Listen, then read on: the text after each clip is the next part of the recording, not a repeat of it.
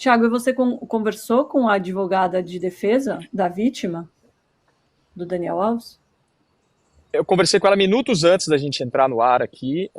A gente até vai desligando aqui, a gente vai publicar reportagem no UOL, mas bem resumidamente, Domitila, ela fala que vai tentar, obviamente, um recurso. Ela tem até segunda-feira para apresentar um recurso que impeça essa liberdade do Daniel Alves, né?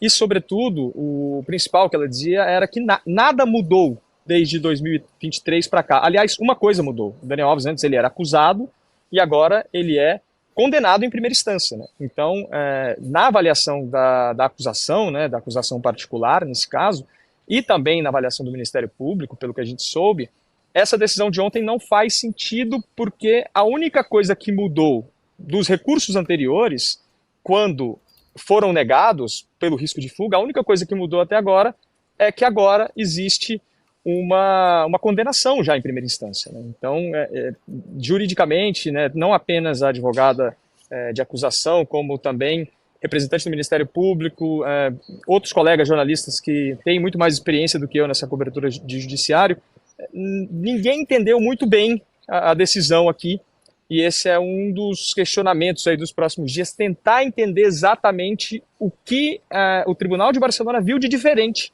para poder dar essa liberdade provisória para o Daniel Alves. Andrei, você que é especialista no assunto, você conseguiu entender essa mudança de opinião? Não, é isso que está gerando uma grande interrogação para todas as pessoas que interpretam a lei e interpretam a partir de princípios, né? Porque é o estranho caso de alguém que não foi condenado e estava preso, e alguém que, quando condenado, passa a ser solto, ou tem a possibilidade de ser solto. Né? O direito ele precisa caminhar e conversar com a sociedade. Isso passa uma imagem de impunidade, e aquilo que foi comemorado como uma grande vitória de direitos humanos, de proteção da mulher, de igualdade, quando da sentença do Daniel Alves, passou a ser contestado e passou a ser criticado publicamente por todos contra a justiça espanhola, e não só na Espanha como no mundo. Então, por isso que eu repito, foi um atentado, um soco no próprio direito penal, em direitos humanos universalmente protegidos. Eu acho que o Tiago traz aí algumas reflexões importantes. A primeira delas, e dá o parabéns para o Tiago por essa declaração da Leila, que eu tenho certeza que vai repercutir muito. Né? Ela fala como mulher, claro que sim, mas fala como representante da Confederação Brasileira de Futebol, o principal órgão do futebol brasileiro. Quando a gente tem... Qual é o principal papel do direito penal? A gente pode resumir em dois e todo mundo vai entender. Né? Por que existem as leis e o direito penal precisa funcionar? O primeiro é o aspecto punitivo, que tem um efeito interno, ou seja, eu contrario a lei, eu cometo um crime, o Estado vai lá e me prende e eu preciso pagar, de acordo com o que está estabelecido na lei, para aquele crime que eu cometi. E o outro é o que traz a Leila, na declaração dela para o Tiago, que é fundamental, que é o efeito educativo da punição, que é o efeito externo. A punição também tem um efeito educativo de mostrar para as pessoas e para a sociedade o seguinte: se você não agir em conformidade, de acordo com o que está estabelecido nas leis, você vai ser punido. E quando o Estado não se manifesta de acordo com aquela expectativa, vai se criando um ambiente que não se quer, que é um ambiente de insegurança jurídica e o um ambiente de inquietação na sociedade, de impunidade. Ou seja, há um crime, ele está tipificado, há uma condenação e a pessoa pode ser solta. Então, essa manifestação de ontem do Superior Tribunal de Justiça brasileiro, do STJ, ela é fundamental por um aspecto que a gente precisa levantar. Claro que tem a questão do Robinho, vai ser preso, não vai ser preso imediatamente ou não, ele vai ser preso. A questão é quando vai ser preso. Tá? Se é depois de transitado o recurso ou vai ser preso imediatamente. Mas isso pode ser em 3 anos, né? Isso pode ser em 3 anos e vai passar a sensação de impunidade. Que vai ficar a sensação de impunidade por 3 anos. Claro que sim. Se ele continuar solto, claro que sim. E isso o direito precisa entender. Mas eu acho fundamental da decisão de ontem, que é histórica, que cria uma jurisprudência, é a seguinte: o Brasil não é território livre para brasileiro condenado. Então, se alguém cometer um crime no exterior, que for crime também no Brasil, não fuja para o Brasil, porque você vai cumprir a sentença em território brasileiro. Eu acho que essa é uma grande conquista da sociedade e uma grande conquista também das mulheres em função do que foi o julgamento de ontem. Um julgamento histórico, sem dúvida nenhuma. Andrei, como você falou, essa declaração da Leila, dada ao Thiago Arantes, já está repercutindo. A Mônica falou aqui no nosso chat, exatamente, é um tapa na cara, indecente o condenado pagar e sair da cadeia.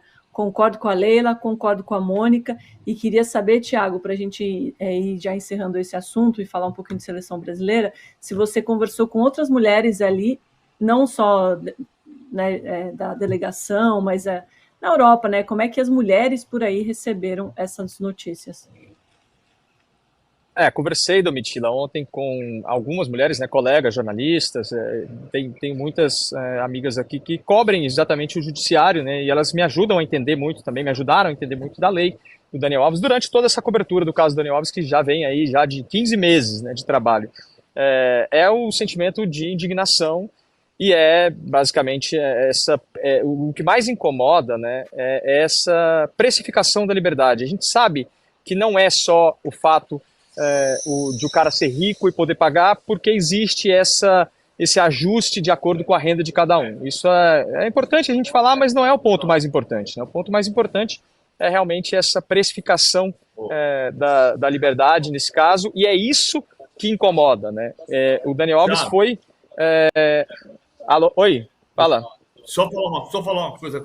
Eu acho que é isso que incomoda de fato, mas eu vou voltar um pedaço atrás. O problema central é que a punição foi ridiculamente baixa. E é só comparar... Por causa de dinheiro. Os 4 anos... Não, por causa de dinheiro. Mas os 4 anos e meio do Daniel, comparados aos 9 anos do Robinho, que era o mesmo que pedia a promotoria, 9 anos para o Daniel, se ele tivesse pegado 9 anos, ele não sairia agora da cadeia, porque ele não teria cumprido 1/4 da pena, mesmo pagando. Então, tem um problema. O problema é a precificação, nos dois casos, para diminuir a pena no começo e para sair da cadeia agora. Mas tem um caso central. Ele não podia pegar apenas 4 anos e meio por estupro. É muito pouco. E é porque ele pegou 4 anos e meio que tem o argumento jurídico de que pagando ele sai porque cumpriu 1/4 da pena. Ele só cumpriu 1/4 da pena porque a pena é ridícula. E PVC, só mais um esclarecimento, né? Os 150 mil que o Daniel Alves, que a defesa do Daniel Alves paga, né, e que diminui a pena, na verdade, é um dinheiro que a vítima nunca pediu, né? Ela nunca quis receber indenização ou nunca fez um pedido de indenização. Esse valor ele foi estipulado pela Justiça Espanhola, também de acordo com esses critérios de proporcionalidade à renda do acusado, no caso, e ele foi pago pela defesa do Daniel Alves, na época com a ajuda da família do Neymar, como a gente deu em reportagem exclusiva na época aqui no UOL, mas realmente assim, é uma série, né, de pontos realmente desse processo do Daniel Alves em que o poderio econômico fez diferença, e conversando com mulheres aqui, com amigas, com jornalistas, com a minha esposa também, enfim, com várias mulheres que eu tive contato desde ontem falando desse assunto, é isso que incomoda, né? É a questão de um crime tão grave quanto o estupro, ter elementos dele que possam ser atenuados por um cheque, né? Por um pagamento de uma quantia de dinheiro, e aí já não importa se a quantia é grande ou pequena, é o fato de ter um preço realmente o que mais incomoda. Perfeito, Thiago. Andrei, agora para a gente arredondar essa questão do Robinho, ele pode pagar a fiança, assim como pagou o Daniel Alves, e não ser preso aqui no Brasil? Vamos esperar a decisão do ministro do STF. Existe a possibilidade também, mas o que vai ser analisado agora pelo ministro é realmente a questão mais importante: se houve o trânsito em julgado dessa questão analisada do crime pela justiça italiana, então ele pode ser preso imediatamente, sem que seja analisado o recurso dessa homologação, ou se o STF, o ministro do STF, vai entender que, como há ainda a possibilidade de um recurso ao tribunal, ele não pode ser preso, porque só poderia ser preso depois de esgotado todos os recursos. tem 2 entendimentos. A disputa ontem foi muito parelha, Domitila, foi 6-5. Então tem 2 entendimentos com leituras bem claras e inteligentes, um deles entendendo que pode sim, foi a maioria do STJ de ontem, dos ministros, que entenderam que já houve o trânsito em julgado, então só é a homologação, então ele já pode ser imediatamente preso, por isso tem a decretação imediata de prisão do Robinho. E outro entendimento que foi de 5 ministros do STJ que entendem que não, que como ainda há um recurso possível à STF da homologação de pena, não da condenação, o Robinho está condenado, sempre importante a gente reforçar isso, que em função desse recurso não pode ser cumprida a prisão imediata, conforme traz a legislação o ordenamento brasileiro. Então, é algo que a gente faz uma resposta logo, né? Esse habeas corpus deve ser julgado rapidamente pelo ministro do STF. Desculpa te interromper, achei que você tinha terminado, é só para entendimento. Mas se for julgado que ele pode ser preso agora, ele vai ser preso, aí ele teria essa opção de pagar fiança e ser liberado antes? Ele cumpriria os 9 anos? Aí ele vai cumprir o prazo estabelecido pela sentença, que traz a idade, e depois com todas as regras que o direito penal, que o direito brasileiro trazem para diminuição de pena, por bom comportamento, 1/3 da pena, aí vai ser algo que vai ser discutido ao longo do processo, ao longo do tempo de prisão do Robinho.